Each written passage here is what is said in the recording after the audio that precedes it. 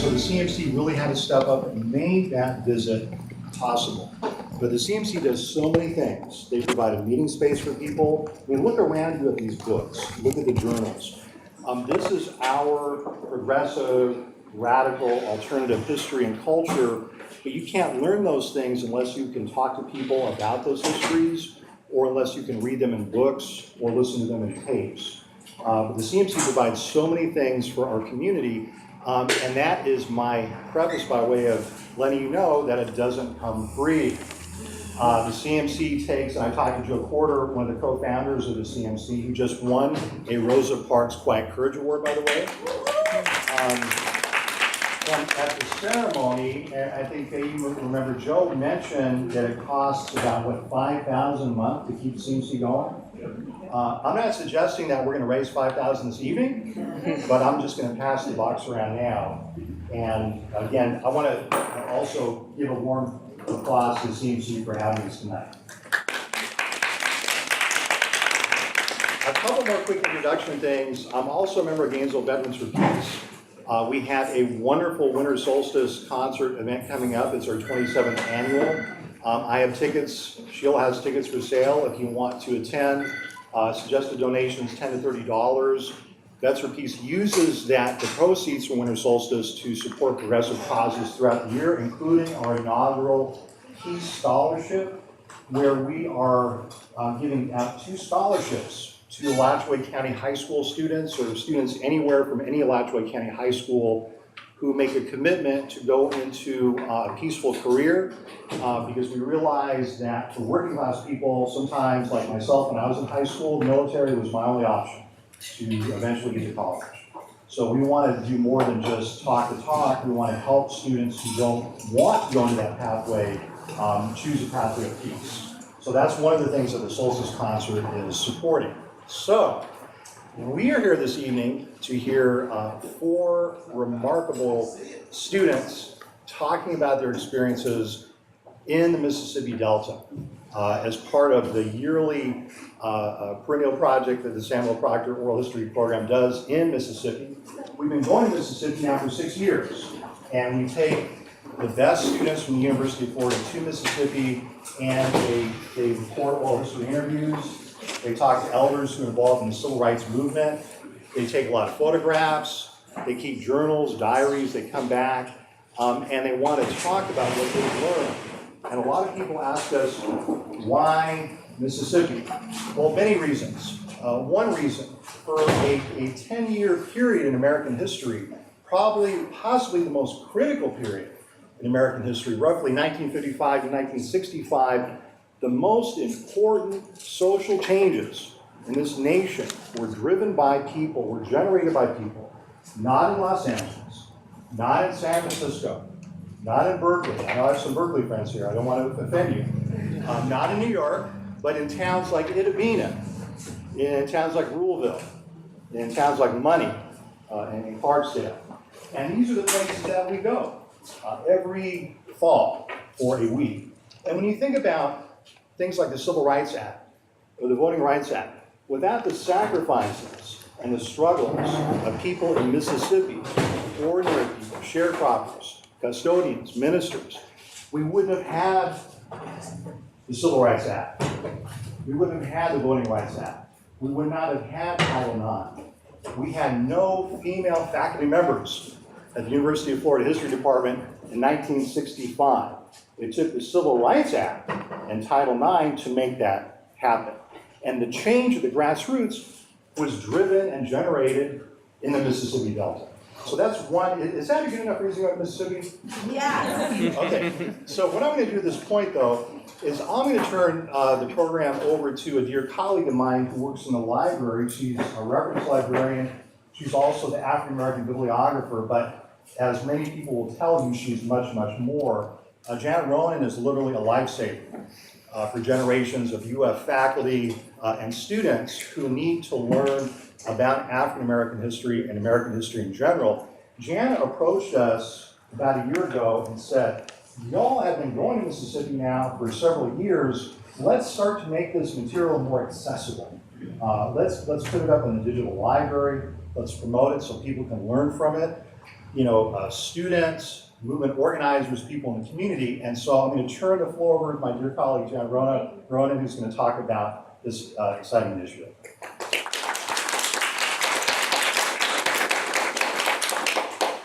I'm just so pleased to be here to talk about a really pet project of mine. It's a rare occasion when I get to do something so meaningful as to work on a project like the Freedom Summer Oral History and Library Curation Project. Spring 2003, a group of us gathered together to talk about the possibilities of digitizing and making these wonderful oral histories available to a wider community. And that was Dr. Ortiz, Sarah Blanc, Diana Dombrowski, Lori Taylor, our digital humanities librarian, and our fabulous grants manager, Vesta Farber. We got together and we cooked up a proposal, and we submitted a proposal for a small library internal grant, the library's mini grant, and lo and behold, we were awarded it on May 15th. So we've been busy bees working on our project.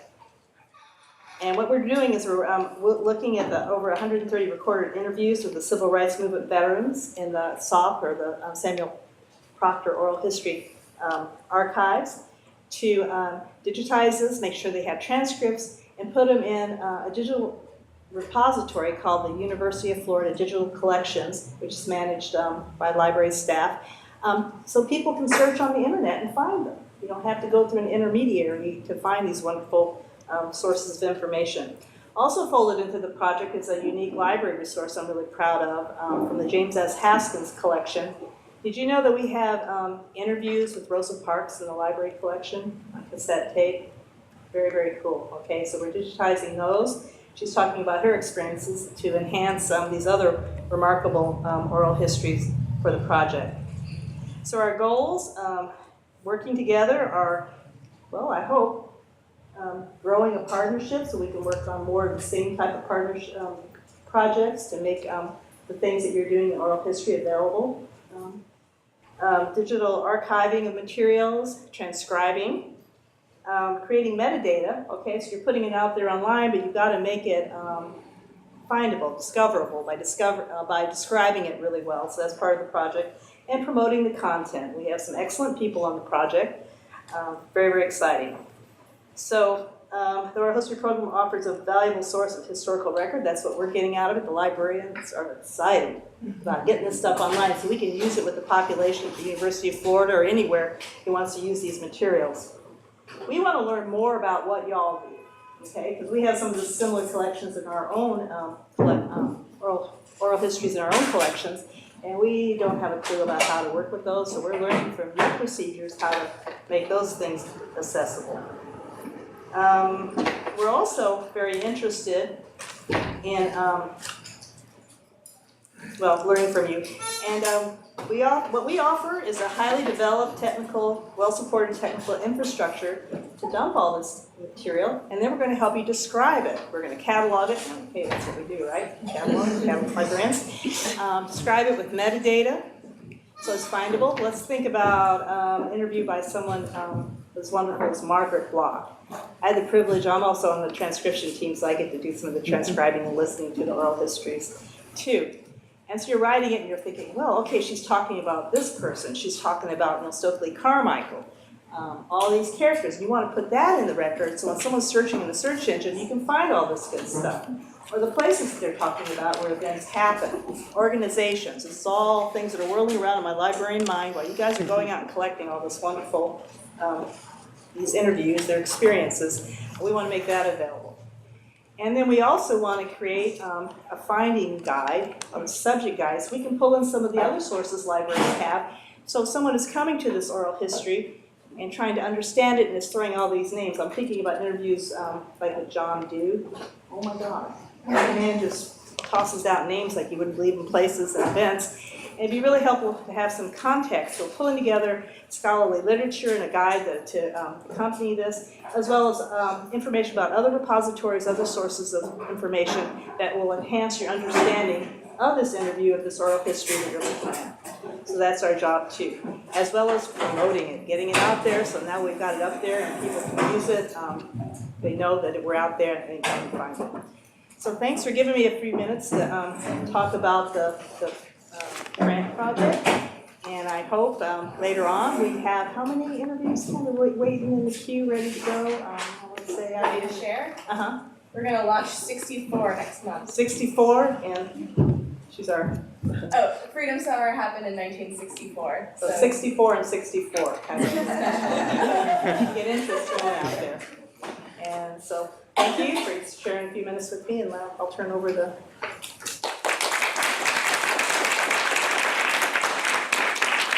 So 1964, as Professor Chalmers can tell us, we are approaching the 50th anniversary of Freedom Summer. Freedom Summer, of course, one of the central moments in the civil rights movement in Mississippi and in the United States.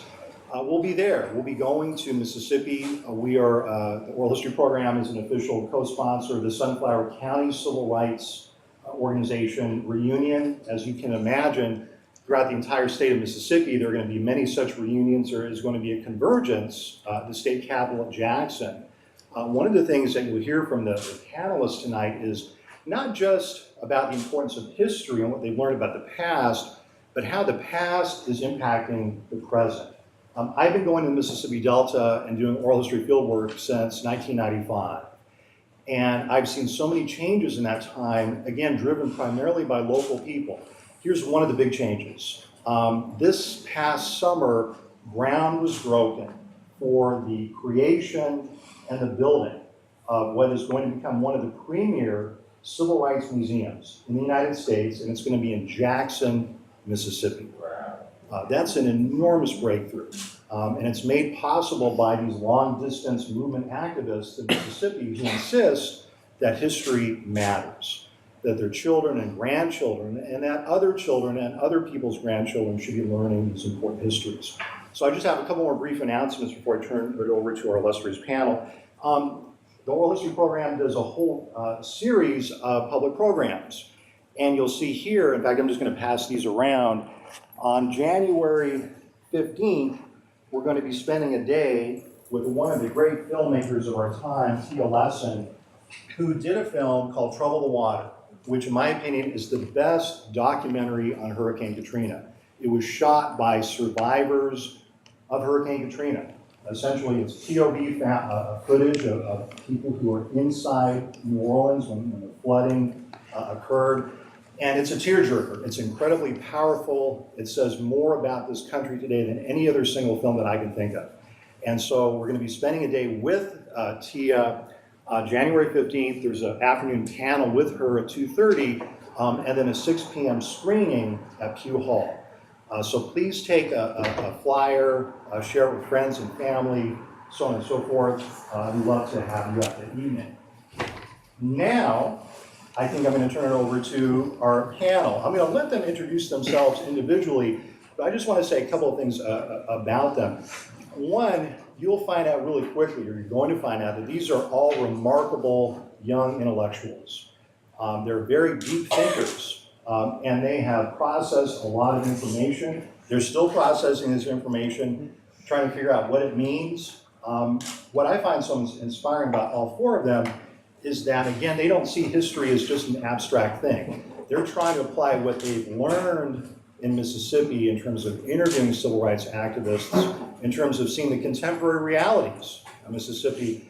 They're trying to apply to their own intellectual lives and to what they're doing in Gainesville and other towns and cities throughout Florida. So without further delay, I'm going to turn it over to the panel. Each of them are going to go in order. I think we're going to see a video first from Chelsea. We'll ask you to hold your questions until all 4 of them are finished, and then we'll have a time for vibrant Q&A. So without further delay, I'll turn it over to you guys.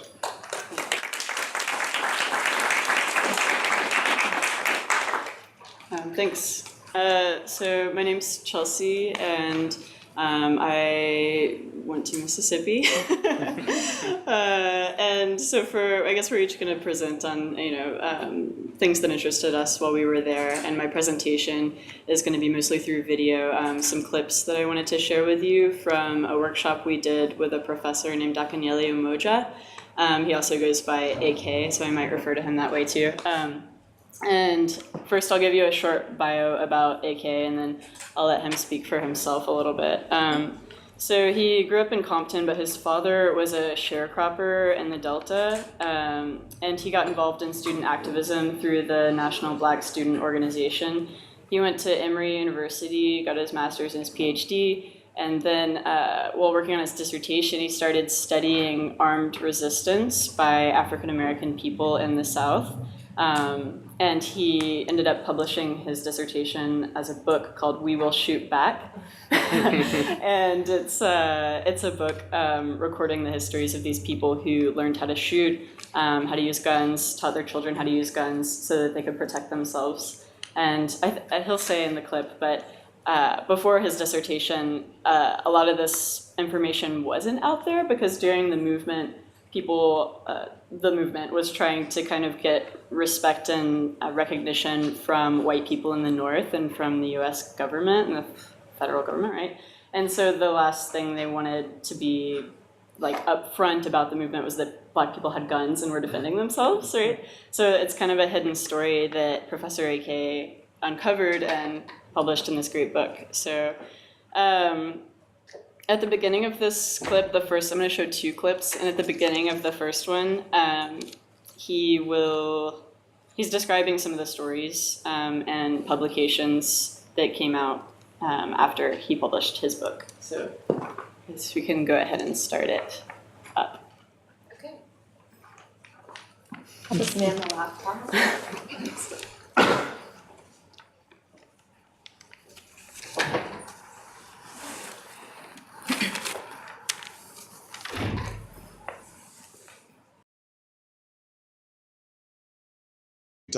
Robert Williams was a black man, North Carolina. In 1957, his community had Klansmen would come there with regularity and harass people, and he decided he was going to put an end to it. So he organized. He was head of the NAACP in his town. He organized something called the Black Guard, so when the Klansmen came in, they would repel them. And after they did it the first time, actually Klansmen did come back for a long period of time. And then you had Lance Hill, who wrote a book called The Deacons for Defense. And the Deacons for Defense started in Louisiana. Again, you had a community in northern Louisiana called Jonesboro. And in that community, Klansmen would come through, again, with regularity and harass people. And particularly when the Civil Rights Act was passed in 1964, the Klan intensified the type of harassment they would have on black folk. And also the Congress of Racial Equality that was organizing in their community. And so several 14 black people came together. 12 of them had military experience from either Korean War or World War II. And they took an inventory of weapons they had in the community, ammunition they had in the community, and they formed an armed patrol. And again, after they did that, that kind of stopped the Klan from coming in their community. I think the precipitating incident was the Klan came through their community to harass them, and they had a police escort to harass them. So that was a clear message. We don't have any police support. And so if we can't rely on the police, we have to rely upon ourselves. The cavalry's not coming for us, right?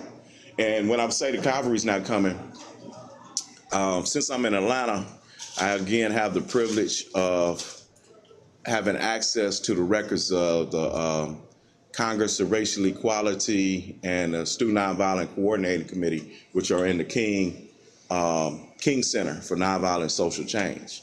They're in their archives. And so I look at all these requests of both these organizations when they're in Mississippi, Louisiana, and South Georgia for police protection and, from federal protection, Justice Department protection, and it rarely comes. So again, a lot of people had to make the decision, look, we got to protect our families, we got to protect our lives, we got to protect these people we've asked to come from around the country to help us register people to vote.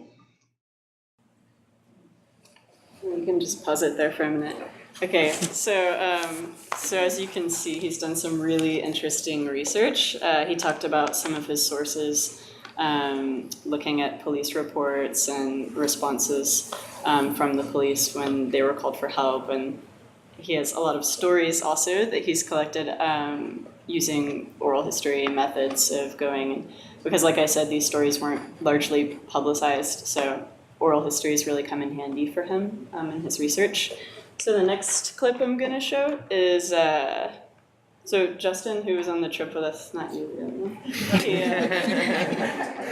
he asked a question about what lessons we can take from these stories of armed resistance. And you'll hear Professor AK reference a boycott that I didn't include in this clip, but when you hear it, what he's talking about is, in part of the workshop, he explained how violence or violence, self-defense, like methods of violence, I guess, worked in a lot of different, it worked in at least two ways at least in the movement. One was, defense, protection, but another was actually within the movement, if a boycott was being held, violence would be used to remind people not to break the boycott. And so he talks about how like people within the, like kind of like thugs within the movement would be like, don't break that boycott, there'll be a punishment, there'll be consequences. So how violence, it was used, it was a method, strategy used in a lot of different ways. So anyway, we can go ahead and play that. With the exception of Robert Williams, who I told you in North Carolina.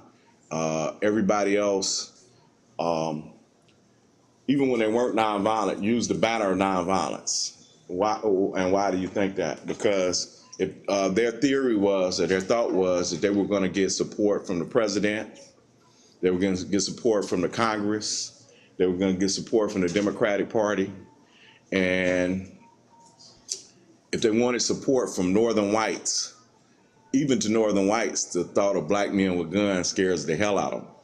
And so they didn't want to project that image, right? So they projected an image of nonviolence. There were some people, that's what I call tactical nonviolence. It's different from philosophical nonviolence. What I mean by philosophical nonviolence, the philosophical nonviolence believes that if you're nonviolent and a violent perpetrator is attacking you, ultimately that violent perpetrator will be so horrified by what they're doing that ultimately it will transform them, and then you could have some form of reconciliation. And some people believe that was going to happen, and you would have what they call the beloved community would emerge from that, right? Some people didn't necessarily believe that. They just said, look, we need support from the North, and it's not going to happen if we're out here with guns.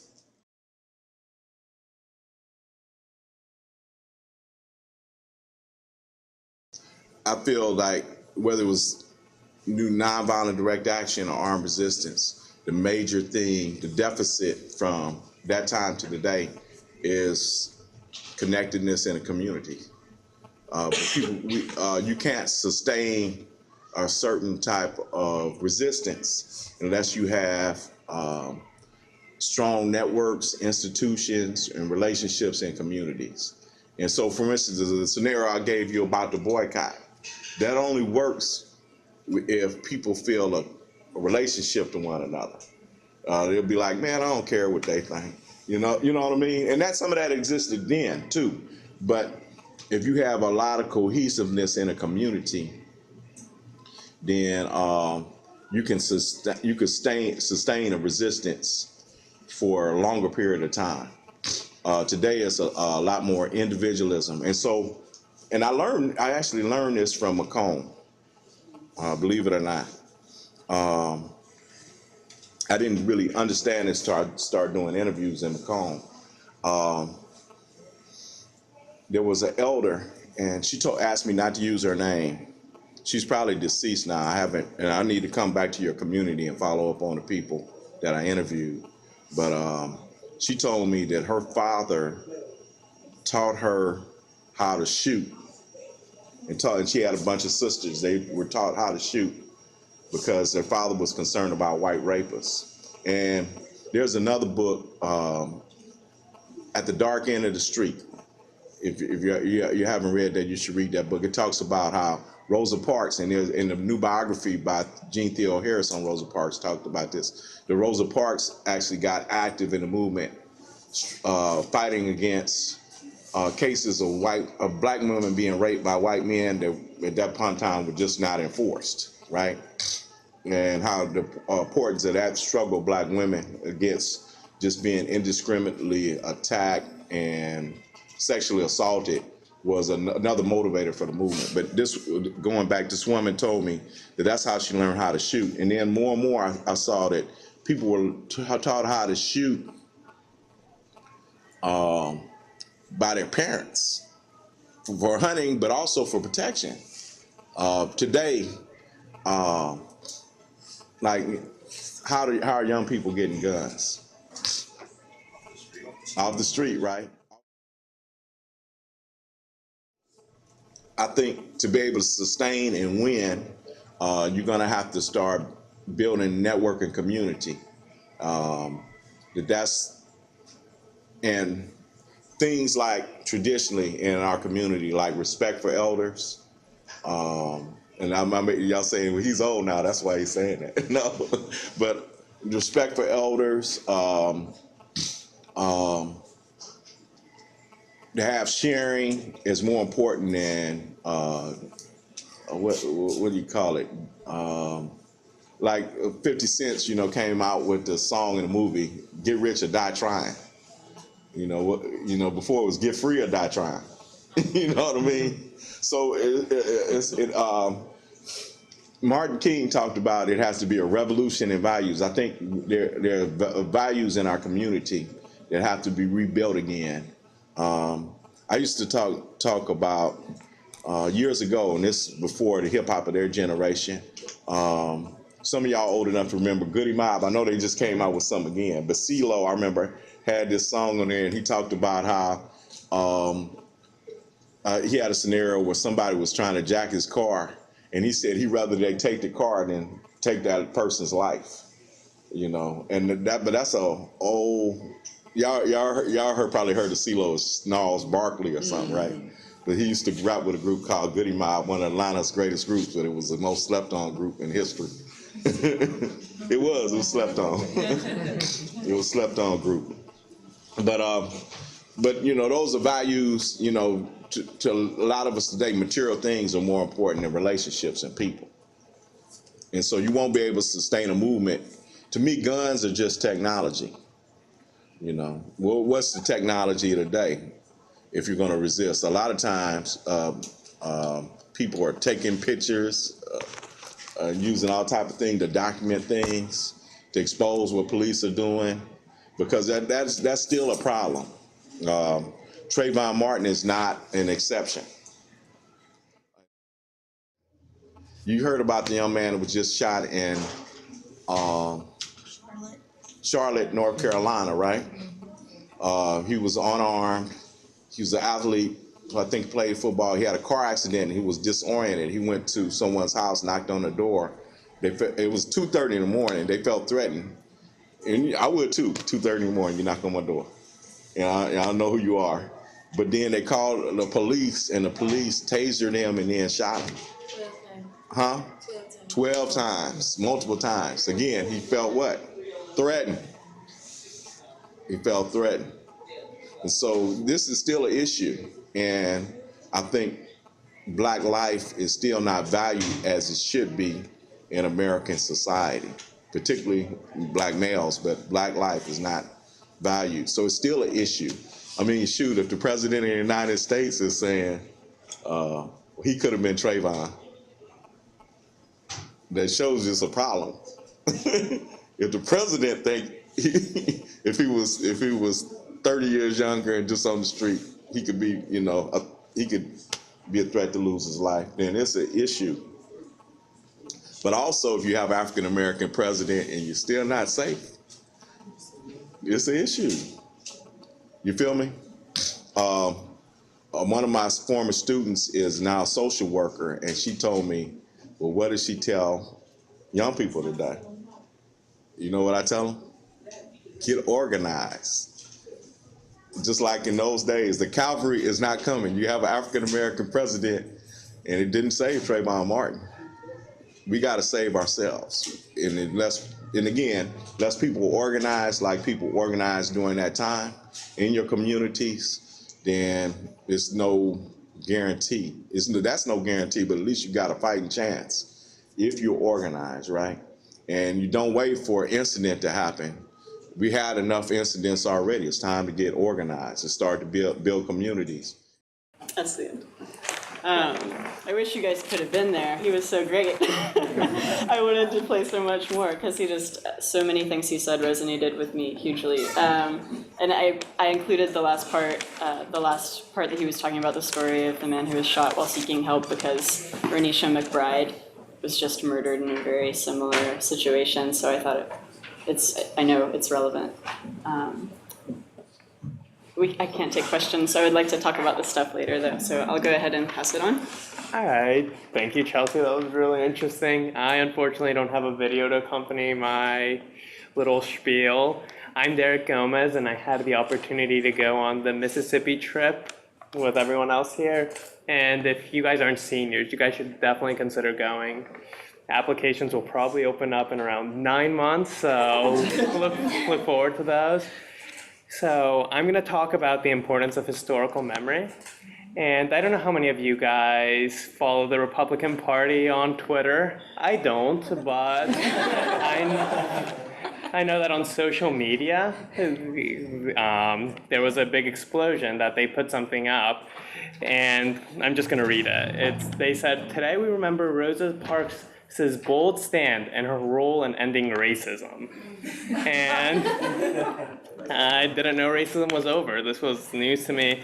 And there was a lot of outrage over it, completely understandable, but we have to really consider where this is coming from and why they would think that. And a lot of it is failures in the education system. History books are generally taught to develop good citizenry, whatever that means, and that's that you don't really challenge the system, that you don't critically analyze what's going on around you, that you accept the status quo because we're better than we were then. And it's this march towards progress that the United States, through time, has become better, and now it's the best. So why challenge anything more? We're at a good place. And it just goes a glorious foundation, the abolition of slavery, women's suffrage, civil rights, and now we're cool, everything's fine. And going on this trip really challenged that, and we got a really deep understanding of how things worked, especially in the civil rights movement, how much of a struggle it was, that it wasn't just Rosa Parks not giving up her seat on the bus and then Martin Luther King saying the "I have a dream" speech, and now everything's great. And so mainstream American history in a way is just a type of propaganda, which I think that going to the University of Florida and studying history has given me that understanding, and I'm sure a lot of you have come to that conclusion too through studying history, through classes with Dr. Ortiz. I don't think he's still here. His labor history class really emphasizes that. And when history is taught like this, you can kind of understand how such a diluted sentiment could come forward when it's just progress and now everything's fine. And Jim Crow went far beyond just the ballot box and the water fountain. It was an entire way of life that disenfranchised African Americans and kept them away from the goods that society had to offer in every way possible, through violence, through coercion. And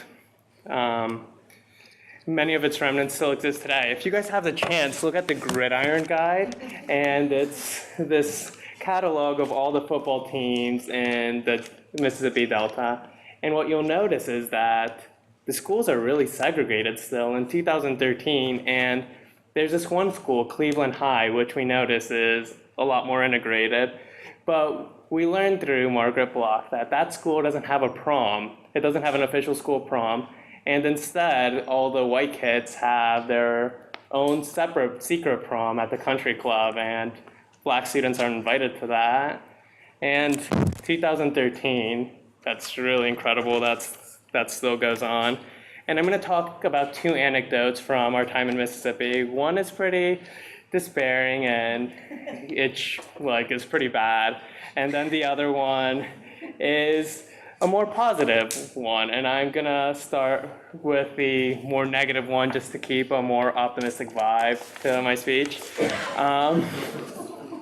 So when we went to the courthouse in Sumner, Mississippi, which was the courthouse where Emmett Till's murders were acquitted, the Roy Bryant and J.W. Milan were acquitted after about an hour, where the jury went and got a soda.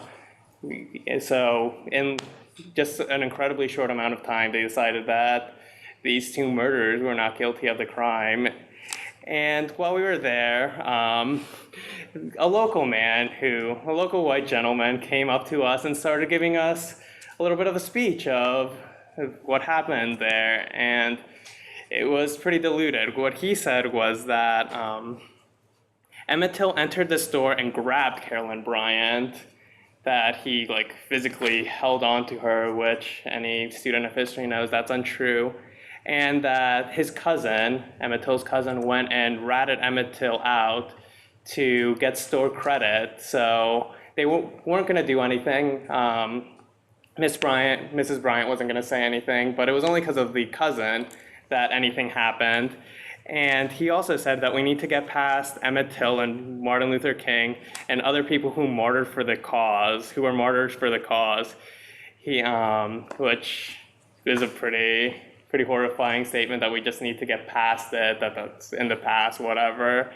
And he also said that Emmett Till stood up to his murderers like a man, he was a 14-year-old boy, and these were two grown men that came to his home and with the intention to kill him, and he stood up to them like a man. So it's pretty much trying to create this certain sense of agency, where ultimately this was a horrific crime against a child, against a 14-year-old man. And then he talked about some other things, about how black individuals in the state of Mississippi have no problem with the Confederate flag being on the Mississippi state flag. And he just went on and went on. We tried to record it, but I don't think we got it in that much detail. And it was a frightening awareness of history that just ignores the history's the full extent of the state's awful history and what went on there. And just thinking, when you think about history in that way, how do you think about the future? How do you think about the present? It leaves a certain hole that needs to be filled. But then again, not everything's that bad. I got the opportunity to talk to Jacqueline Dace, who is the director and manager of the museum, the Civil Rights Museum that's opening in Jackson in 2017. And she has a great vision for the museum. It's in great hands knowing that she's the one driving it forward. And the museum's going to incorporate a great deal of oral histories to get a ground view of how people perceive the civil rights struggle and how it actually happened, instead of this very distant overview, which is often in the history books. And it's also going to include a section on social justice struggles that still need to be fought. And this is a state-funded museum in Mississippi, which Mississippi is pretty conservative, and the fact that Jacqueline Dace and other people who are working on this museum have fought to include that, it's something really hopeful, and the museum will definitely help people get a deeper grasp of what actually went on. And so the trip was an incredibly enlightening experience. I'm sure that everyone up here and anyone who's in the crowd right now who went on it could tell you guys. And the great Mississippi novelist William Faulkner said, to understand the world, you must first understand a place like Mississippi. And it really, we got to really see the most insidious parts of human nature, but we also saw how people overcame that and how they fought to eliminate these awful structures and systems that existed in the state. And I'm sure that all of us that went on the trip are much more aware of our surroundings and injustices that go on around us and how we can combat it. And that's my speech, and now I'll leave you with a speech by Brittany Hibbert, who will blow mine out of the water. Well, no, like, it's hard to top the other two fellow students of mine up here. But my name is Brittany Hibbert, and I had the amazing opportunity to get to go to Mississippi for the first time. So before I even talk about, I guess, the most profound part of the trip for myself, I want to first thank, my family at SPOHP for first allowing us to even have the chance to go, and really not basing it so much on expenses and really trying to expose us to something that a lot of us, I think, never had the chance to be exposed to before. So seriously, thank you so much for putting the trip together and just being a second family, honestly, because that's really important in college, right? So thank you for that. I think the most profound part of this trip for me was my interaction, and I think also our group's interaction with Margaret Block. And I'd heard of her. I could never put the experience that I gained. I couldn't have ever gotten that from reading about her, listening to her speeches, looking at her pictures. So this trip, I mainly went on this trip to try to add some personal context to the things that I've been reading. And I had a jam-packed schedule this fall of African American studies classes, and I truly feel that I'm better prepared, or had been prepared for this semester because of this trip. For those of you who don't know who she is, she was the field secretary for SNCC, which was the Student Nonviolent Coordinating Committee. And before I got on this trip, Diana and Miss Sarah, they both talked to me about Miss Margaret. And I remember being initially so afraid. I was like, I don't know if I'm supposed to be going on this trip to Mississippi. I was worried about, how to interact with this remarkable woman that I had read so much and heard so much about. But I obviously trust these women. They have been going to Mississippi for a long time. So obviously, she works well with the program, so I wasn't that afraid, but I was slightly concerned. And I remember when I met her, I was taken back a little bit because we're actually at her home, which is very powerful if you think about that, being around someone who's a veteran of the civil rights movement, who's still alive, to even be in her proximity, she's alive, and then to be able to go to her home was the first thing that really took me back. So we were able to go into her home, and I remember seeing her walk down the stairs in like the front of her home, and I was like, oh my gosh, I don't know what I'm gonna do, And she came down, she shook all of our hands, and I said hello, and I'm not sure, I don't remember exactly if Sarah or Diana had told her about me prior, but she laughed, and she was like, you're the one that they were telling me is gonna be afraid of me, and I was like, oh my gosh, no, they said something. And that joke, and I guess her light mood at the beginning really opened up a lot of doors for me throughout the week that we were there, because I was able to have intimate conversations with such a remarkable woman that I wouldn't have had I not gone on this trip. And I think what we have to understand about Margaret Block and how essential she is to this trip is that she is the main reason why students like us are able to go to these parts of Mississippi and get firsthand accounts from her while we're doing this tour. We went all throughout the Delta. We stopped in so many places and saw so many people, but to have Margaret there, to have her talking to us through these tours, we're stopping at buildings that were so pivotal to the civil rights movement, and to have her explain to us what each building represented, who she spoke to there, that is better than anything you can ever get from sitting down and reading an article in a magazine or reading a book. And it is remarkable that she has gone back for these 6 years and continues to go back with Dr. Ortiz and the SPOHP family and all these children college students that go, because she was effectively run out of the Mississippi Delta, had to flee for her own life at a point in time. And she has so much courage that she continues to go back to the Delta every year. And I don't know if you guys have ever seen pictures of Margaret, if you've heard her speak, but she has a command and she kind of has an air about her, and that woman is nothing to play with. I like to call her a woman warrior, and she really is. And to have her presence there literally through this trip every single day, and know that I'm gonna get to see Margaret Block again tomorrow, I'm gonna get to talk to her and I get to have dinner with her, and even now still to be able to text her that I don't know how many students can say that they're able to text a civil rights veteran. I don't know, I can. And that's really, it was really profound for me, especially with my own research. And one of the other things that was stuck out to me very much so about this trip, in her home, Margaret Block has her own collection of mammy ceramic dolls and pictures, and these are originals. And I'm currently doing research on blackface at predominantly white institutions, and for me to be able to see these originals on her wall, I was almost shocked that someone had amassed a collection of so many pieces of, you know, the mammy doll. And I remember just stopping and looking at it. She asked me, she's like, do you want to go closer to it? You can go walk up to it if you want to. And I was just like, really? And I remember, and I'm in her home, and again, that spirit that she has, that yes, she's a fighter, and she has such a spirit about her where you can see that she's been through a lot, but she continues to use that pain and a lot of the fear that she probably experienced then to help teach us things that we would have never otherwise been able to come in contact with. And I also had the chance to recite a poem for her, one of her own poems. And I think to date is probably one of the most nerve-wracking experiences that I've ever had.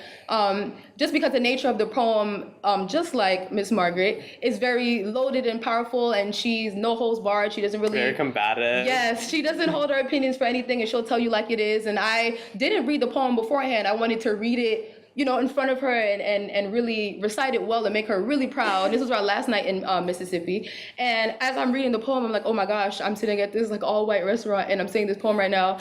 And it was, I guess, to see the smile on her face and to see how proud she was to have another, I guess, woman of color and a younger student who understands the importance of having her around and spending time and talking to her and understanding that her presence is so vital to everything that we do. We can continue to go to Mississippi every year, but to have a veteran that understands that she has to share her stories and find it in herself to continue to go back to these areas where once she was not welcomed, not allowed to go, was ran out, and was in fear of her life is really, really important.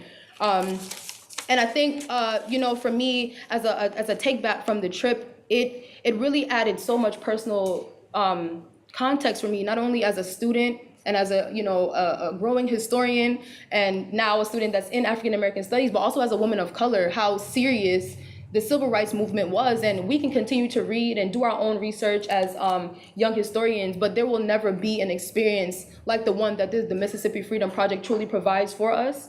So if you guys ever have the chance to go on the trip, please go, or you know, talk to Dr. Ortiz and Ms. Diana, Ms. Sarah, and anyone else who's in SPOHP, and really try to understand just how important this trip is. And now with Ms. Ronan and with us being able to make our interviews and our own testimonies public for everyone else, we get a chance to share everything that we've been involved in. So again, thank you guys for letting me go on the trip. And now I have a lifetime bond with a woman who's been so pivotal in everything that I'm learning as a student now, to have her to talk to when I need to talk to her, and just know that that she knows me, she knows who I am. I think that's very important, I think, as a scholar, to have someone like that in your corner, and that was all made possible by this program. So again, thank you for having me on the trip. Appreciate you.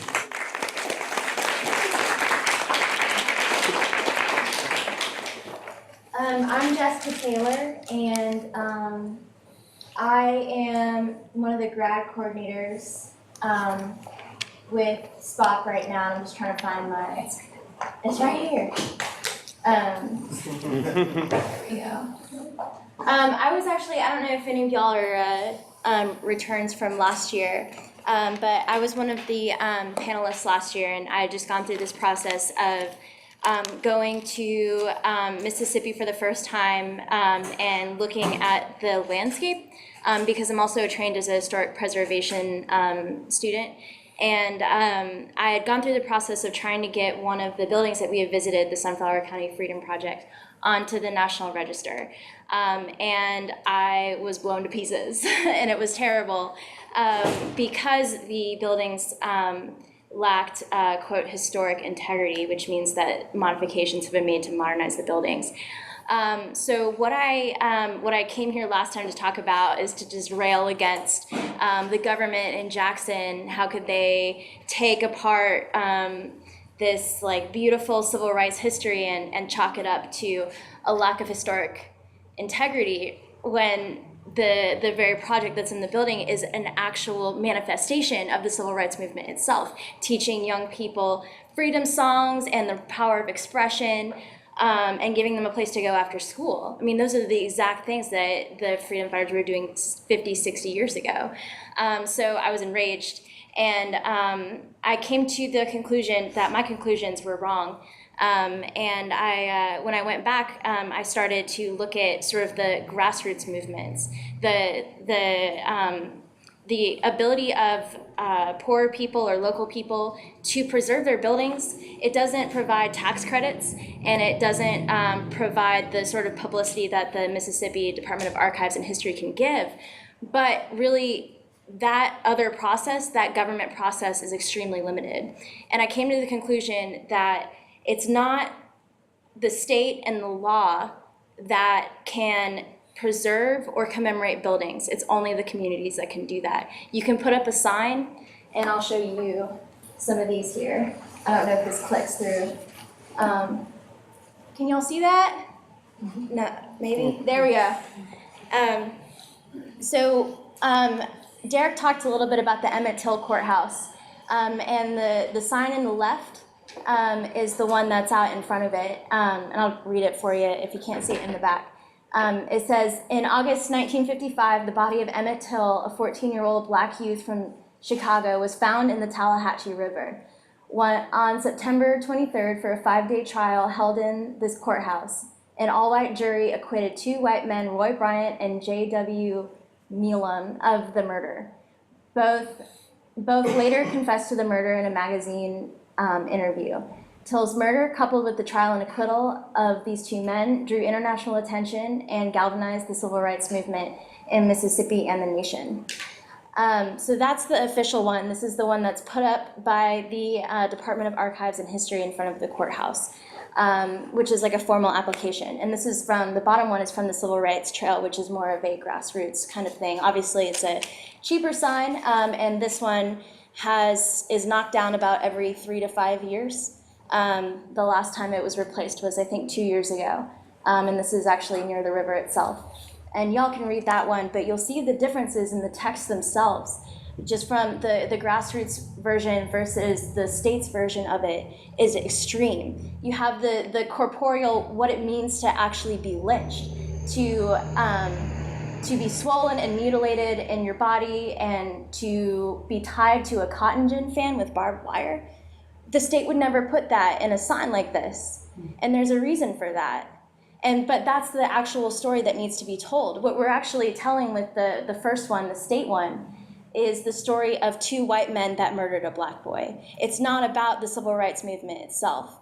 And so this is what we stand to lose if we don't pay attention to local people. So that's just from the commemoration side of things. And I started to try to pay attention a little bit to the ways that local people preserve their own history. So this is 2 side-by-side pictures, and you can see how a house dilapidates in the span of a year. The first one, the one on the left, was taken in 2012, and then the one on the right was taken in 2013. And you'll notice that the window treatments are gone, a lot of the rails are missing, the stairs are overgrown, but you can also see that someone has actually mowed the lawn and taken the vegetation off the house, which would otherwise threaten the very foundation of the house. This is the Isaiah Montgomery house in Mound Bayou, which is an all-black settlement. Isaiah Montgomery was one of the slaves of Jefferson Davis's brother, and he came here and built this Queen Anne-style house in the, I guess it's the 1880s. It's one of the largest houses in Mound Bayou. And it's where the nurses and staff from the Taborian Hospital stayed. And that's its significance. But what's amazing about it is that even though it's been abandoned for years and years and years and years, people continue to mow the lawn. People continue to make it try to look presentable despite the fact that it's slowly decaying. And I wanted to kind of show you some good news about this, is that the Department of Archives and History actually listened this year, and they granted Mound Bayou $12,000 to renovate this house and turn it into a bed and breakfast for the town. So because of that, Mound Bayou is going to not only become a tourist attraction based on the Civil Rights Trail, but it's also going to provide jobs for people in Mountain Bayou, which is really amazing. And then just about this right here, these are some of the places that continue to be dilapidated and are continue to be threatened, because it is true that we can't make citizens and activists commemorate places that are damaging also to the meaning of the civil rights movement or to the meaning of reconciliation itself, which is such a loaded idea. So the one you see at the top center there is, that's the Bryant Grocery. That's where Emmett Till supposedly, I guess, grabbed Mrs. Bryant. And because it's still owned by the Bryant family, they've chosen to tear it down. Because obviously in the South and the nation in general, property rights come first, right? So what activists has done has just, they've taken the building right beside it and made it sort of a commemoration in Mundy, Mississippi. But a lot of these other structures, so the bottom one on the left there is the Amzie Morehouse, where activists were housed in the early days of the civil rights movement. It's currently sitting abandoned, like a lot of homes and commercial buildings in Mississippi. And what's interesting about this is, so the courthouse, which is that top left there, that is preserved obviously because it's a place not just of Black activism and of the Emmett Till trial, but it's also an architectural marvel. It's a trophy of the Western mind, I guess you could say, something that white people designed and built. And that's what's important about it on a fundamental level, and that's why there was a guy standing there watching the construction talking to us about how Emmett Till was a would-be rapist. And what's important about knowing about these white spaces is to also know that they are alternatively Black spaces, places where Black people demanded attention, demanded the national press and local white government officials pay attention to what the violence that was happening in the Delta. But on the other hand, as we preserve these huge monumental architectural feats, these houses like the Amzie Morehouse or these commercial buildings like the Bryant's Grocery are going by the wayside. And they function not just as houses and not just as groceries, but places where people congregate, places of violence, places where ideas are made, where it forms a sort of a, I was going to say an underground railroad, but it's a network of people, not just of homes.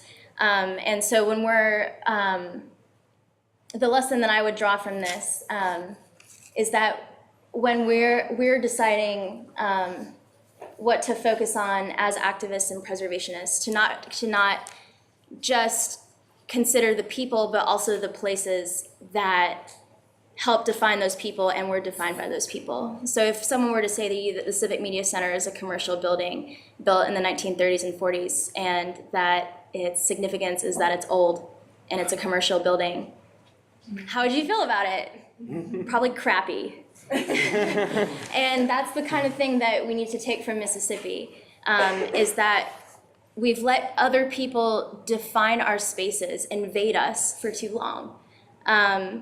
And that's sort of what I would draw from this. Thank you.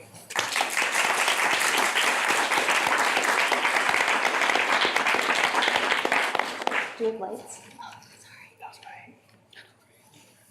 Questions for the panelists?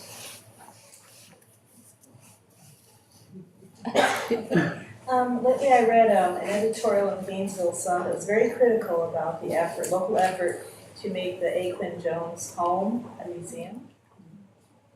Do you have any thoughts about that? The A. Quinn Jones House, what did the criticism say? That it wasn't an effective use of redevelopment, or the funds that were allocated for it. Derry and I were just talking about this in the Community Redevelopment Agency. Yeah. It depends on And, I think that even inside of SPOHP, even inside of a pretty enlightened group of thinkers, that we stand on both sides of gentrification. I actually do feel that, for example, the use of the Isaiah Montgomery House is a more creative use than what they're doing with the Aquin Jones House. And I do think that in order for a building to maintain its significance, that it needs to be used for a long period of time in a way that's relevant to the community. So this is a great use of space. And I worry that sometimes when we have a lot of museums and then you make it about one message of history, you don't invite people to interact with the space as much. And so that's why I would worry about making it into an exhibit. And that being said, then you get into the larger issue of like how the Community Redevelopment Agency is sort of readopting these, or just appropriating these spaces. Like Jones House or nicer streetlights. Yeah. Sidewalks. Yeah. And then the question becomes, what do you do when the tax base gets too expensive for people? So it's a larger, more complicated issue that the Aquin Jones House just happens to be at the center of. Like, how are we going to use Black history to better the lives of current residents in the Pleasant Street Historic District? Go ahead. Being in Mississippi, obviously every day you go to different places like restaurants and museums and different places. What did you feel was the reaction from the communities that you were visiting? Were they more happy to see you? Were they feeling threatened from having city folk there? Like, what was their reaction? Well, I think I was probably the most shocked out of everyone. We were in Macomb, Mississippi, and we're in I think it was a family-owned, well-established restaurant that I think SPOHP has gone to before. It was, I think, our first time there. Oh, you guys said they haven't gone there before, excuse me. It's a really interesting restaurant. They It is. have a thing in the middle that you spin around and they put all the meals around it. It's like a true like Southern meal, and obviously we walk in like we got really close over there the span of the trip, and we walk in and we're like all laughing and having a good time with each other, and we're obviously not an all-white group, and we walk into the restaurant, we sit down, and another family comes in and is going to the room adjacent to ours, and there's a little girl, and she kind of like tugs on her mom's, I guess, shirt or whatever, and she's like, mommy, look. And I happened to hear her, and I looked at her, and I guess she was so shocked that such an integrated group was together and eating, lunch and enjoying each other's company openly without any problems. I don't know, why she was so shocked, but she was so young. So it wasn't like an older person who you can, probably say, oh, well, they grew up in this time period or they'd experienced this for themselves. It was a young child. She maybe 6, 7-ish, and that shocked me. And I probably was like gawking at her the same way she was looking at me. Like, I was like, are you talking about us? Like, she can't be talking about us. But I was shocked by that. That was, I think, my first time actually realizing that I was actually in Mississippi and someone else for once saw me not just as another person, but the group I was in, I guess she'd never seen such a large group of people that were from different races together enjoying each other's company truly. And that shocked me. I had actually gone and gotten something from the vehicle, and I walked in right behind this family as they were being seated. And it wasn't just a little girl. She was the only one to say anything, but the adults were looking at the group with confusion, and you can understand how they imbued these sentiments into a little girl, how they have these feelings, and that it's a very cultural thing, and it's a culture that really, it's sad that it still exists. Another interesting note about that restaurant is that one of the people who took us there was this man named Taz, who was an elected city official. And he told us that when he was younger, when he was dating his now wife, she worked in that restaurant that we were eating at with him, and he wasn't allowed to go into the restaurant. And so now, so many years later, he's an elected city official taking a group, of all kinds of races into this restaurant. And something else that I really realized, I think that really struck me, and I just started to pay attention to where I was. Like, for the first time, my space was different. In the way that people also acknowledged me, in the way they interacted with me. And every restaurant that we went throughout our time in Mississippi, the waiting staff they were always very warm with us, but they were always white. I don't recall having a Black waiter or waitress at all through the entire time we were in Mississippi. But the help, the people who made our amazing food, some of the best soul food I think I've ever had in my life, was all Black. I don't recall seeing a white cook or anyone white behind, behind the scenes, and you would see them kind of off in the back, and you would see that they were there, and they wouldn't come too far out of the kitchen. And I was shocked, and I was like, this is 2013. Like, I really stopped, and I was like, I'm gonna see if this is the same thing for every single restaurant. And it was, out of the ones that we went to, it was like that. And the second time I realized that our space was kind of different, when we were in Sumner, we kind of like spent the afternoon in Sumner. We were walking through the streets, and the streets are like completely empty. No one's there. It's like a ghost town.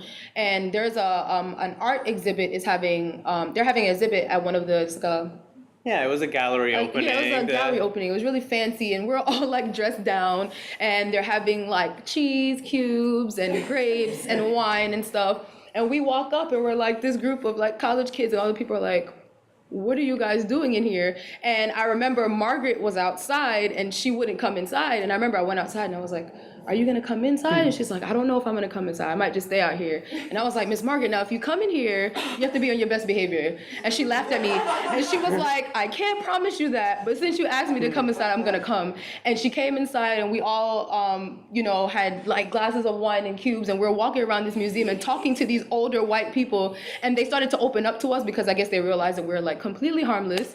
And they actually opened up to us and talked to us, and they were asking us, where are you guys from? And the more you talk to them, they did open up and they were warm, but their initial reaction to us was completely, you guys are outsiders. We've never seen a group like this before. Why are you here? It wasn't a veiled expression. It was one that you could clearly see. Anybody with eyes could see how they responded to us being there as a group. So I think it was for the first time in my life, especially my adult life, they're realizing that I was in a different space, in a space that I was used to.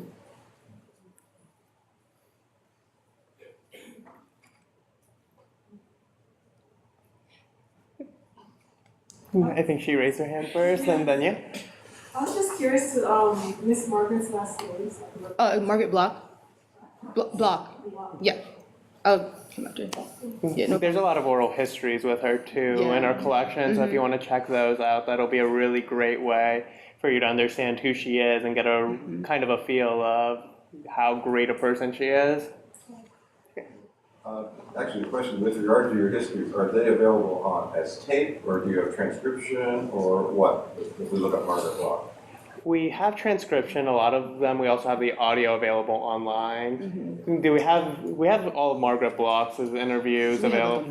Yeah. This is an opportunity, and your colleague Pierce from Veterans for Peace is here this evening because we have a Veterans for Peace meeting at Scott Neal's house, but the Gainesville Iguana actually every month publishes UF Oral History interview, and Pierce edits those. And quite frequently, I think more often than not, there will be an oral history, and Diana can correct me if I'm mistaken, but more often than not, it's one from our Mississippi Delta collection.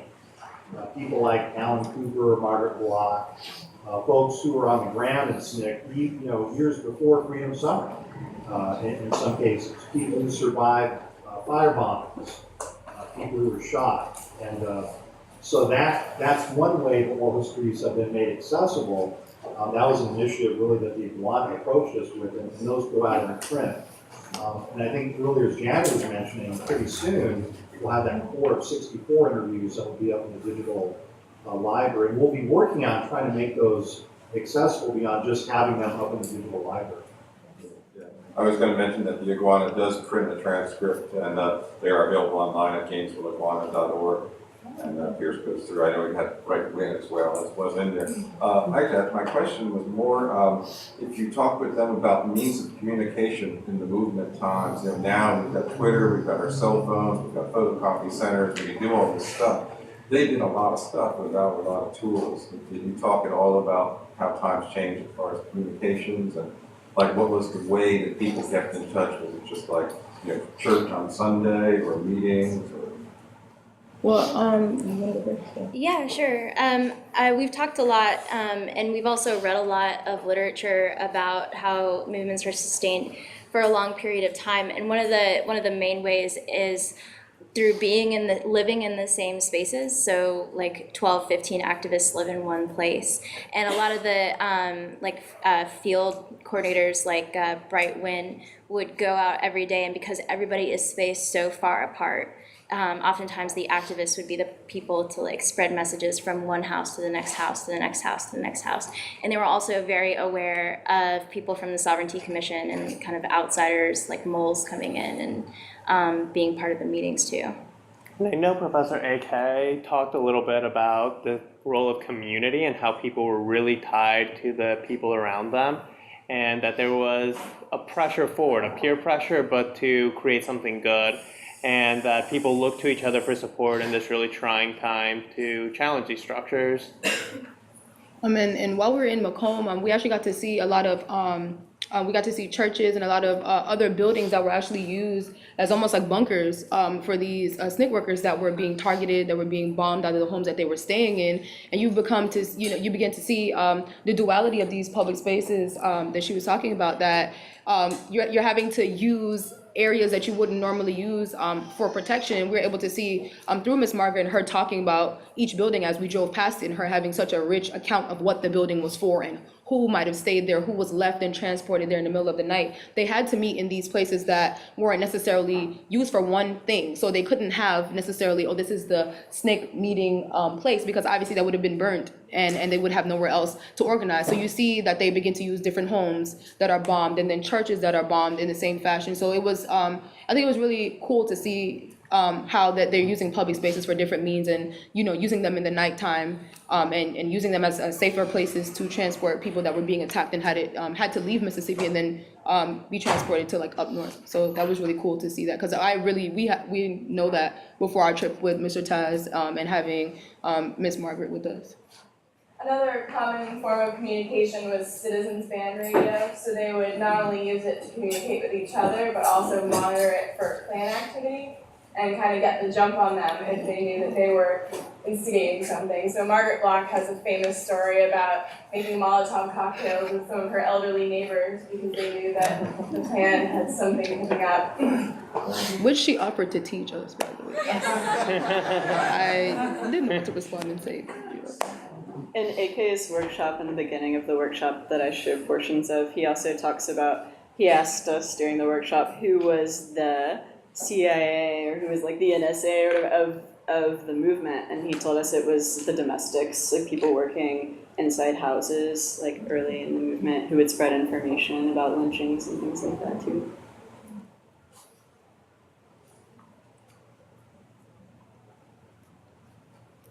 How different was your experience in Macomb as the Delta in terms of learning the history and interacting with the people? I think for me in Macomb, I was able to interact with a lot of younger people, I feel like, because I didn't actually interview one of the veterans when I was in Macomb. So I got a chance to talk to younger students who were not only living in Macomb, but had family members who actually had been a part of the civil rights movement. So to be able to talk to them and get their perspective, because you're talking about students that work with Macomb Legacies, they're at Macomb High School, and they are doing the same thing that we're doing as college students, and they're doing it to an extraordinary level, and actually got a chance to present for President Obama actually in DC, which is amazing. So to be able to talk to those students and kind of get their feedback on something that they probably haven't done as much research as we've done. I felt it was a little bit warmer because the crowd was a little bit younger.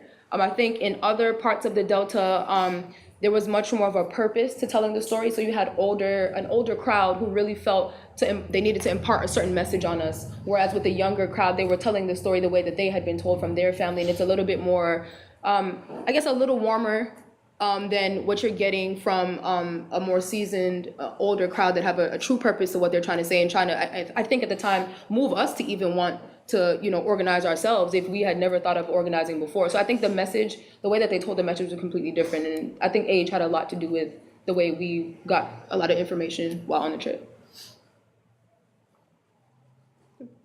Go ahead. In a completely unrelated question. I know that the AFA program now has a major. So I guess I'm wondering if you all plan on, well, I don't know if you would answer this, if you all plan on partnering with their students in any way to try and, I guess, like increase the program, because I think it's a really, good program. I feel like it should be made available to more students and I feel like more people could go. So is there like a plan in the future to set that in place and try and like spread the word about this program, this trip? Dr. Ortiz should. Was there Dr. Ortiz? Yeah. I mean, it's a really good question. The challenge, and you kind of hear it, it's been implicit in all of the presentations, is that what makes our trip unique is, in part, it's so small. We're going with about 15 people total. I think that's right, if you include grads, undergrads, myself. Increasingly bigger research universities, a lot of them up in the upper Midwest, Ohio, Michigan, some of the Texas universities, they actually bring busloads of students through these small towns, maybe 50, 60 or more students. And that's a certain kind of trip. It's a larger group of students, but it can't have the kind of intimacy that I think we're hearing the students talk about as being a critical part of the trip. One of the things that we're trying to get at as a research question is how do people become community organizers? And I think when Professor AK is talking about community and networking, that's part of why the trip is small. I mean, we wouldn't, there are other ways around that. We could go more than once a year with the same small group of people. But as kind of the trip leader, I couldn't imagine going with a real large group because of the cultural distinctiveness of where we come from, vis-a-vis the folks in the Delta.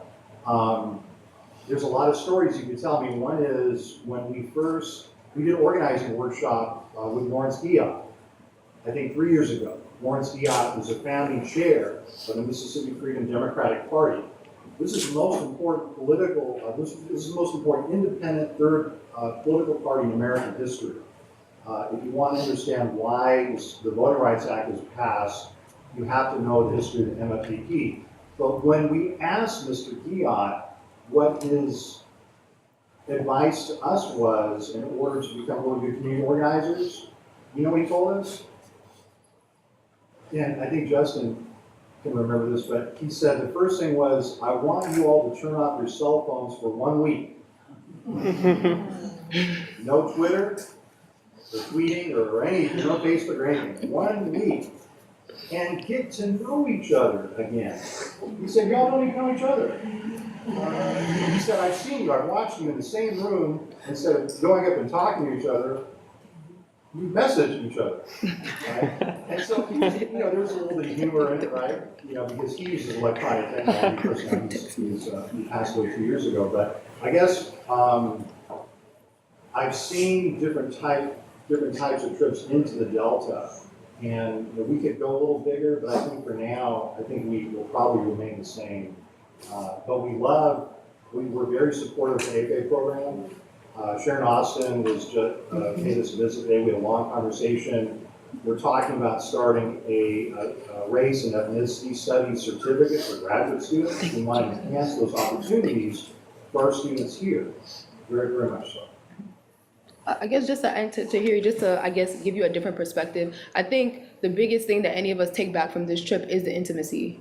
There is no other program that can say that they are so close and have such a strong relationship with a civil rights veteran like SPOHP has. And that's because the people that have been in this trip, the people that have gone on this trip before us, they truly understand the power of those kind of relationships, the same relationships that enabled all these people to organize in the beginning.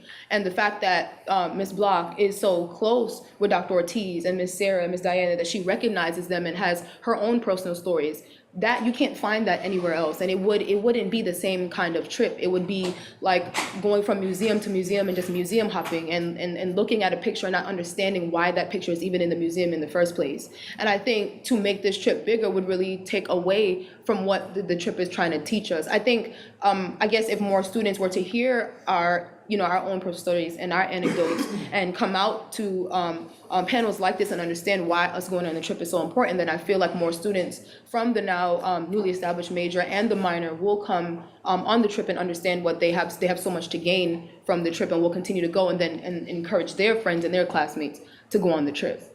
So I appreciate your comments, really enlightening, but I think what I guess meant to say is to increase the awareness of the trip. Okay. Because I feel like people don't know about it, and I think it's a shame. Like it found an interview with George Stark on the library website the other day. I was freaking out, and you all did that, so people don't know that this information is out there. So, but yeah, definitely, I can see where a small group can make a larger impact than taking a bus to 12,000 people. But you're pointing to what I think, as the director of the oral history program, is really a tragedy. In the sense that we do have a lot of these oral history interviews, and we have not, we've really been sleeping on the job the past 30, 40 years. I don't know what happened.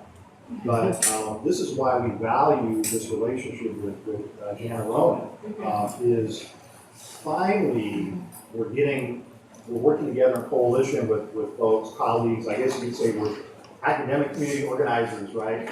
And we're finally learning how to make these interviews and these stories accessible.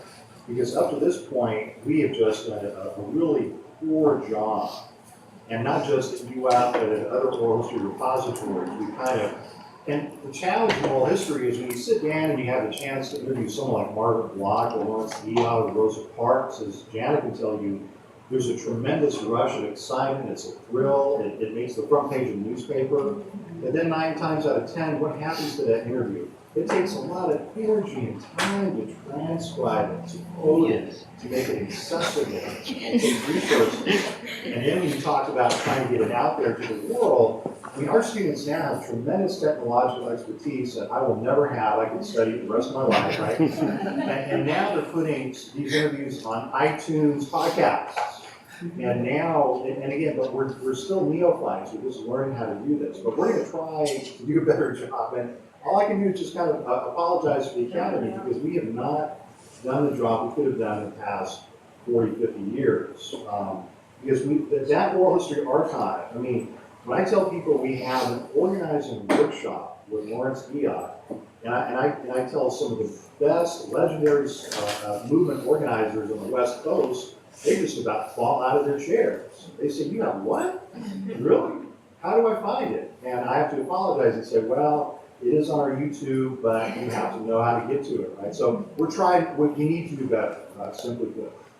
Spread the word, shout it from the mountaintops. If you can incorporate it into one of your papers or something like that, really consider it. Really consider the role that oral history, especially the stuff we have in our collection here, could give your paper that edge, give it that extra oomph that it would be good.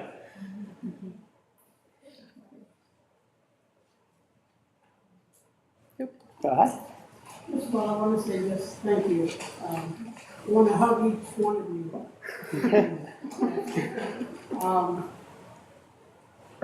We almost made me cry. I was crazy once.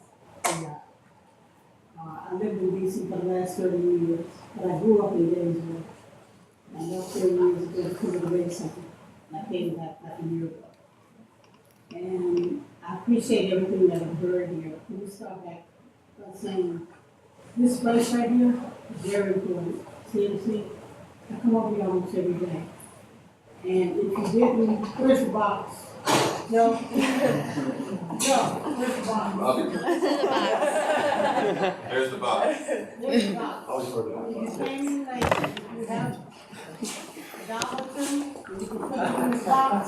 Please do. Because we use this money for CNC. This place. We don't get grants from the government, from the government, the city council. They don't grant the budget for government. So if you have money, you want to drop it in the box, please do. And I say that because I own a bookstore in Washington, D.C. for the last 20 years.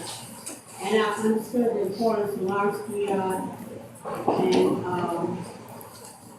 a lot of authors, but they were also social activists. A lot of people came from Mississippi, stopped by my school. I take a lot of it. I have it. I have tape. I know David. She's thrown it out. I have an archive for the last 30 years. My concern today is the civil rights movement also happened right here in Gainesville, Florida. Carol Thomas is sitting right here, and between Carol Thomas and Connie Candy and Bob Candy, they haven't been uplifted the way that they should be uplifted in Gainesville, Florida. A lot of you all don't even know that this is a civil rights activist right here. Stand up, Carol.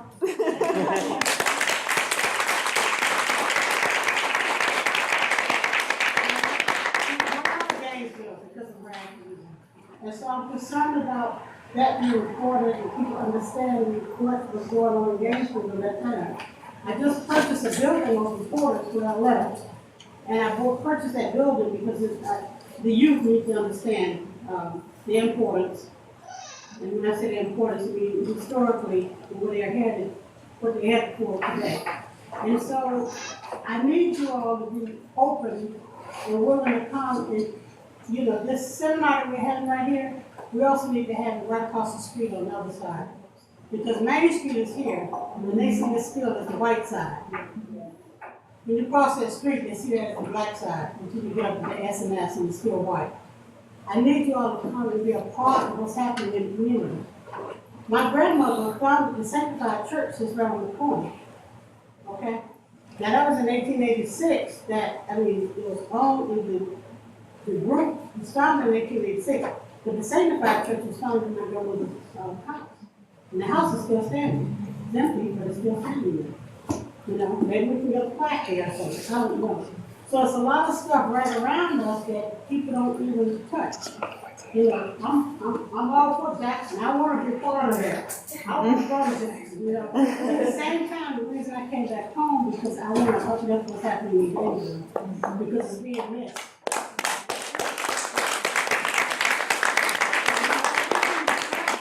We used to say, well, yeah, we're going across the ocean, but we just got to cross the street. You know, cross Main Street and come over and see what's really happening over in the hills. You know, how can we ignore Reverend Wright? What's up with that? Yeah. You know, the founder of the NAACP. She'll tell you about it. She was there. You know? So please, please. I know I'll talk to you after.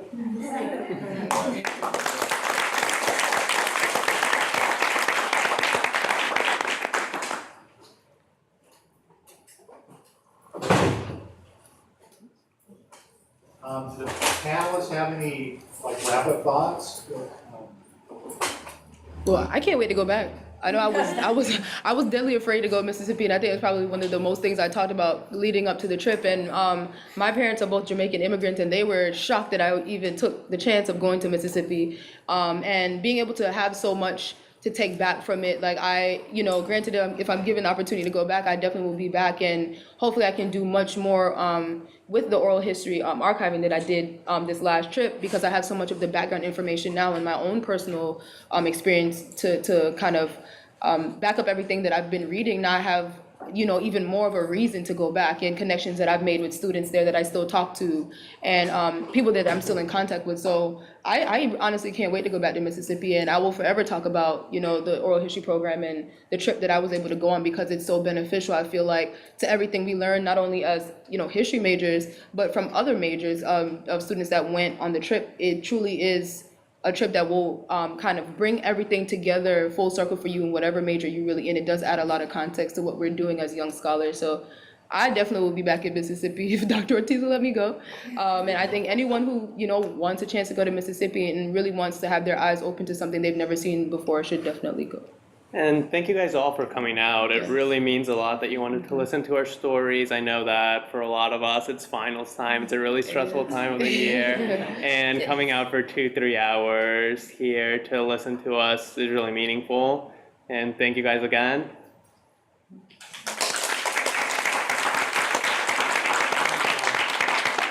Before we break, I want to make 2 announcements, but I also want to introduce another very important young scholar who, in response to my dear friend Faye's critical points about the importance of local movement history, because we do have interviews with Reverend Matthews, but again, some of those occurred years ago. They're on tape cassette, so we're trying to figure out how to make them accessible.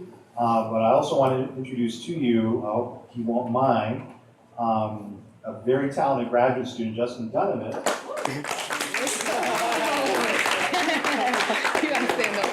A research coordinator for a research initiative that we call the Alachua County African American History Research Project, and which was founded with exactly this goal in mind, is to, and we do have the capacity now, we can do this panel, if we can talk these panelists into maybe making this a roadshow.